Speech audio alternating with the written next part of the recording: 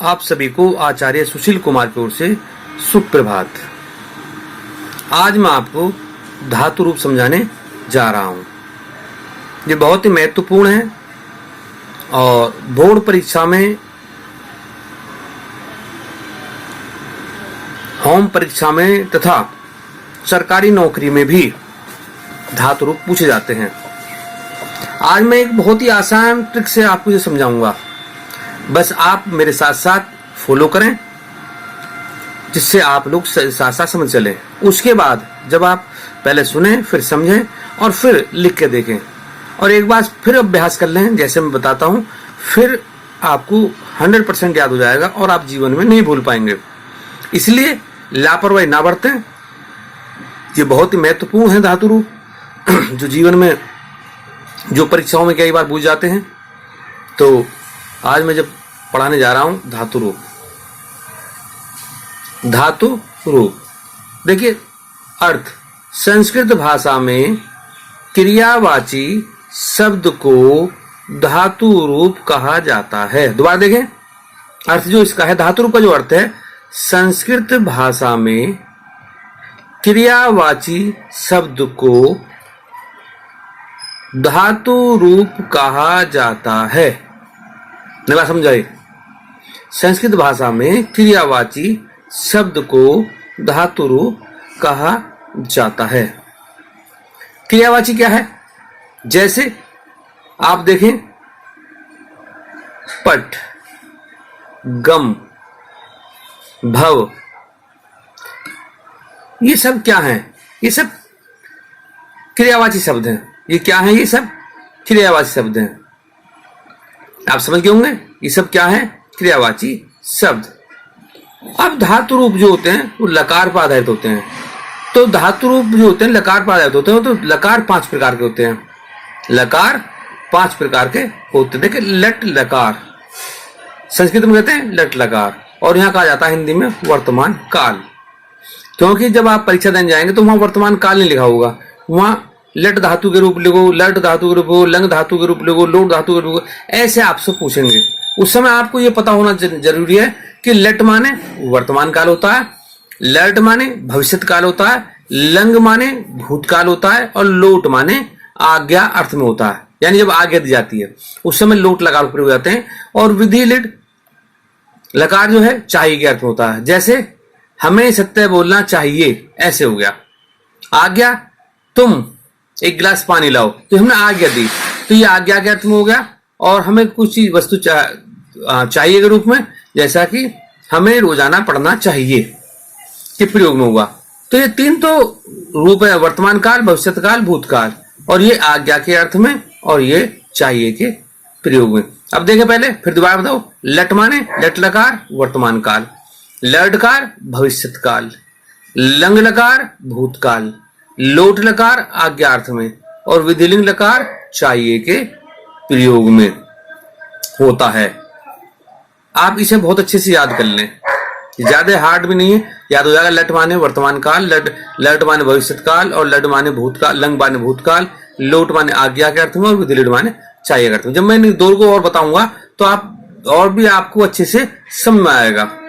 बस केवल आज की बात है कि आज ही समझ लें। जब मैं आगे समझाना शुरू करूंगा वर्तमान काल, भूतकाल, भविष्यत काल, तो आपको बहुत अच्छे से समझा दूंगा कि कौन सा काल की क्या पहचान है। अगर आपके सामने कुछ शब्द आ जाता है तो आप उसे कैसे पहचानेंगे कि कौन से लकार का है। चलिए साहब, आगे बढ़ते हैं। पट धातु, पट धातु लट लकार, पट धातु लट लकार। अब ध्यान समझ रहे नहीं? पट धातु लट लकार। तो इसमें क्या होता है? पुरुष, प्रथम पुरुष, मध्यम पुरुष, उत्तम पुरुष। ये 2 पुरुष नहीं होता। इसमें पुरुष क्या है? प्रथम पुरुष, मध्यम पुरुष और उत्तम पुरुष। और उसके फिर वचन, एक वचन, द्विवचन, बहुवचन। एक के लिए प्रयोग होता है, द्विवचन 2 के लिए, और बहुवचन बहुत सारों के लिए। बात समझ में आ गई? तो हमें याद करना होता है ती तय अंति, ती तय अंति। प्रथम में क्या है? ती तय अंति, ती तय अंति। इसे याद कर चलेंगे हम। ती तय अंति, ती तय अंति। मेरे साथ साथ बोल चलें। ती तय अंति, ती तय अंति। याद होंगे। अब आप आंख बंद करके एक बार देखें, ती तय अंति बोल देंगे। उसके बाद सी थे थे, सी थे थे, सी थे थे, सी थे थे, सी थे थे, सी थे थे।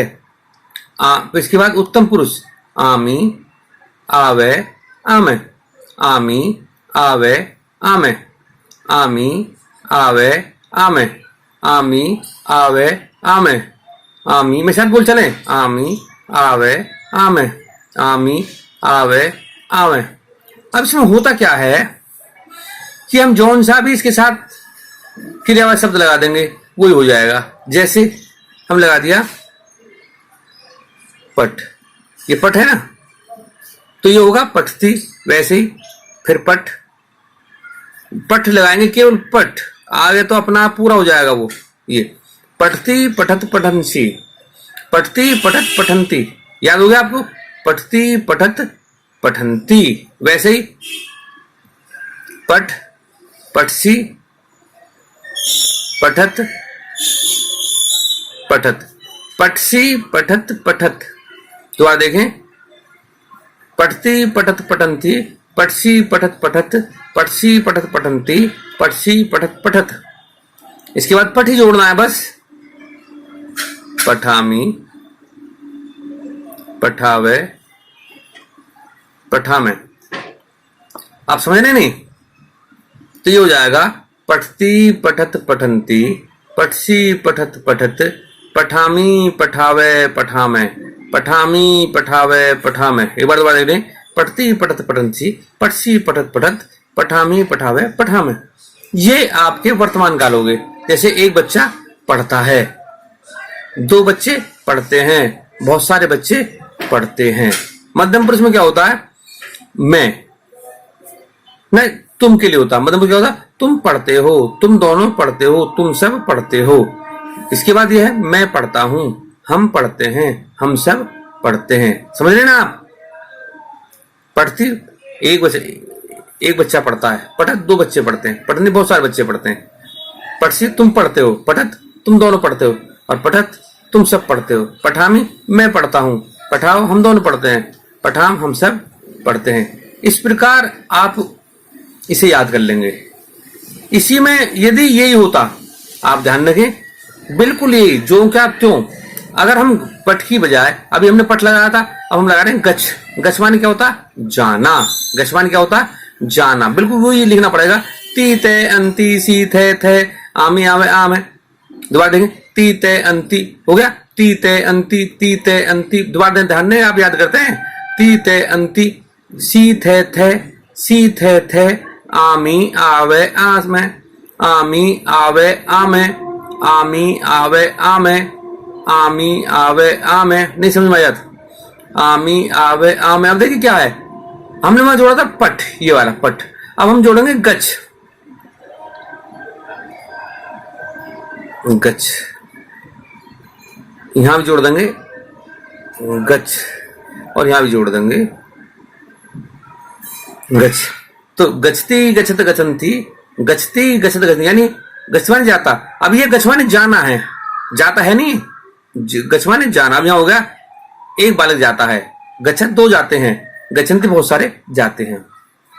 एक के लिए प्रयोग किया, एक जाता है, दो जाते हैं, बहुत सारे जानते हैं। इसके बाद फिर गच, फिर यहां भी गच, और यहां भी गच, फिर यहां भी गच, यहां भी गच लिख देंगे। किसी का भी धातु रूप हो, जिसका है वो जोड़ दें पहले, आप अपना आप लिखना शुरू कर देंगे ऐसे। भैया याद होना चाहिए, ती ते अंति सी थे थे, आमी आमे आवे। ये किसमें है? लट लकार में, वर्तमान काल में। यहां लापरवाही ना करें। तो ये हो गया गच्छती गच्छत गच्छन्सी, गच्छसी गच्छत गच्छत, गच्छामी गच्छावे गच्छामे। नई बात समझ में आई आपके? देखो, गच्छती गच्छत गच्छन्ति में साथ बोलेंगे, गच्छती गच्छत गच्छन्ति, गच्छसी गच्छत गच्छत, गच्छामी गच्छावे गच्छामे। अब क्या है मैं आपको बता दूं, गच्छती माने एक बालक जाता है, गच्छत माने दो बालक जाते हैं, गच्छन्ति माने बहुत सारे बालक जाते हैं। वैसे गच्छसी तुम जाते हो, सी माने क्या हो? गच्छत तुम दोनों जाते हो, गच्छत तुम सब जाते हो। गच्छामि मैं जाता हूं। गच्छा हम दोनों जाते हैं। गच्छाम हम सब जाते हैं। अब एक बात आपको समझ में नहीं आई होगी, आप क्या सोचेंगे सर ये दोनों शब्द तो एक जैसे हैं, इसमें कोई भी अंतर नहीं है, फिर ऐसा कैसा हो गया, हम कैसे पहचानेंगे कि गच्छत माने दो, तुम दोनों जाते हो और तुम सब जाते हो। तो बेटा इसमें देखो एल बनता है यहां से लेके ऐसे एल, नहीं बात समझ में आई, ये जो बना है यहां से एल बनता है, ऐसे यहां से ऐसे एल बनाते हैं ना, ऐसे ऐसे, नहीं बात समझ में आई, ये बिल्कुल एल बनेगा ऐसे यहां से लेकर यहां तक, और जहां एल बनता है वही हम विसर्ग लगा देते हैं। क्या लगा देते हैं?